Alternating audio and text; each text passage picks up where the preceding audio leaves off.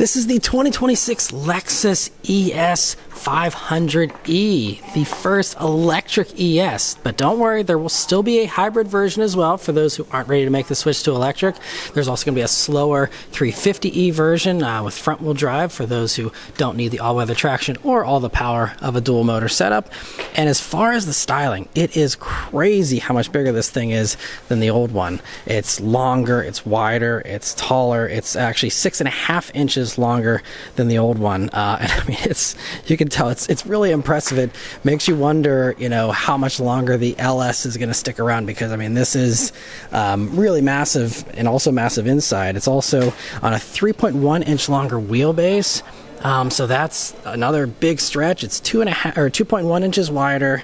It's 4.3 inches taller for the hybrid and 4.5 inches taller for the electric version. So a lot taller as well.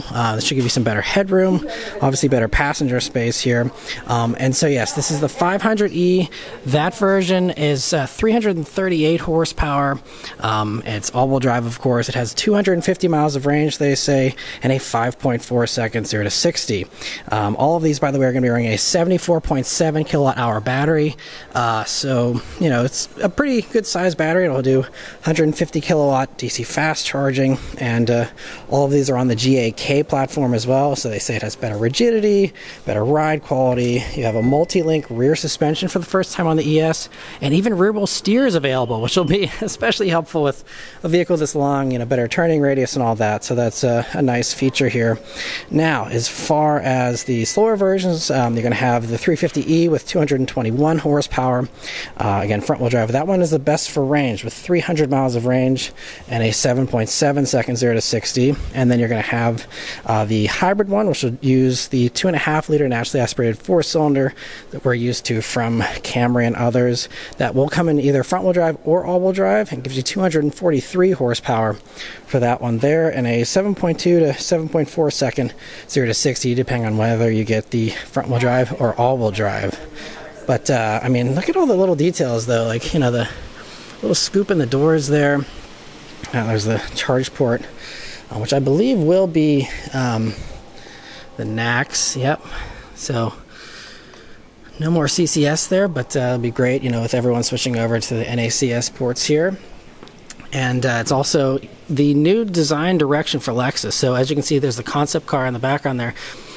This new design we see on the ES, we will start to see on other Lexuses eventually too. So let's check out the interior here and see about that, because that is a radical redesign as well. Let's hop in the back seat first, because I think that's actually the most impressive part. Look at how huge this is back here. And actually, strangely enough, on the front-wheel drive 350e version, you'll have an option for an executive rear seat package. And strangely, that doesn't seem like it's going to be available on the 500e. I'm not sure if that's a packaging constraint, but that one will have a massaging, heated, and ventilated back seat available here with controls and this armrest that drops down, versus this one just having the more traditional, but still very nice console here with, a little cubby and cup holders in the front there. But I mean, let's hop in here in the back. I mean, it is very roomy. I mean, that is definitely, I think, best in class legroom for anything like this, and also very soft, comfortable seats too. Get your USB-C jacks back there. The doors are very cool too, with this bamboo. You have is really cool. You also get shades there in the back, and then you can look to the front here, and unfortunately I can't turn this one on, so I'm not able to show everything all lit up. There's some really impressive ambient lighting here in the doors, so the screens you see here are also a big departure from other Lexus products. We have a 14-inch touchscreen here and a 12.3-inch digital gauge cluster, and everything else is all new too. I mean, new steering wheel there for Lexus. You have no buttons. All the other Lexus touchscreens previously had like the nice climate control dial on the screen. We don't have that anymore. Now we just have those buttons there. Now let's hop in the front and get a closer look at that.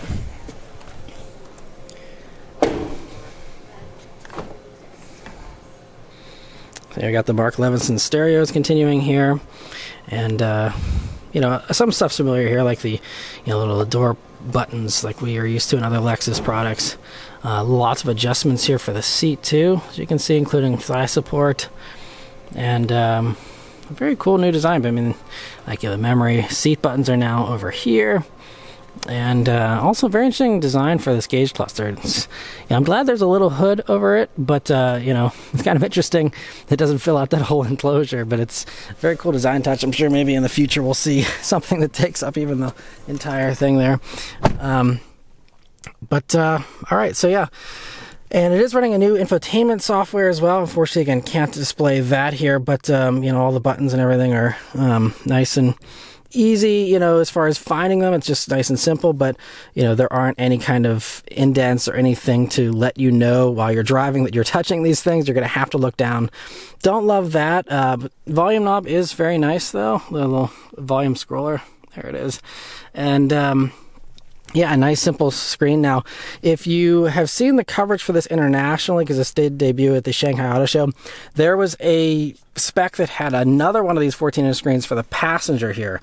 We don't have that in America, and my understanding is we're not going to have that option in America. That may change, but as of now, I don't think you'll be able to get a passenger display here in this. Also, you know, as far as headroom, I mean, again, I'm not sure.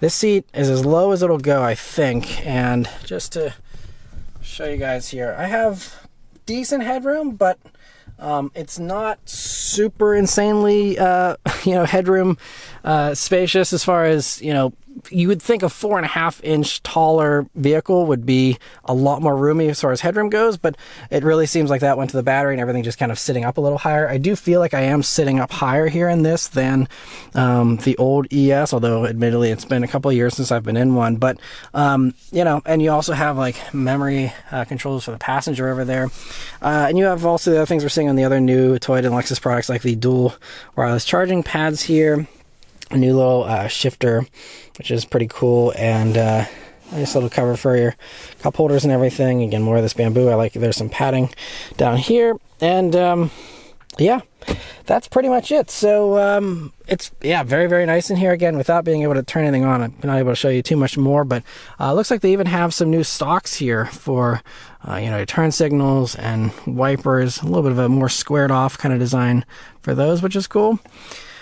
But yeah, so anyway, that's all of the info here we know so far on the ES. They are saying that this is going to be on sale sometime early next year. We don't have pricing for it, of course, yet, but you know, I think it's going to have to be more expensive, obviously, than the current ES, but hopefully it won't be too insanely expensive. We'll just have to wait and see about all that. But anyway, that's all of the details we know on the 2026 ES. Let me know your thoughts on it in the comments below. Thank you all very much for watching. I'll see you guys on the next one. Take care.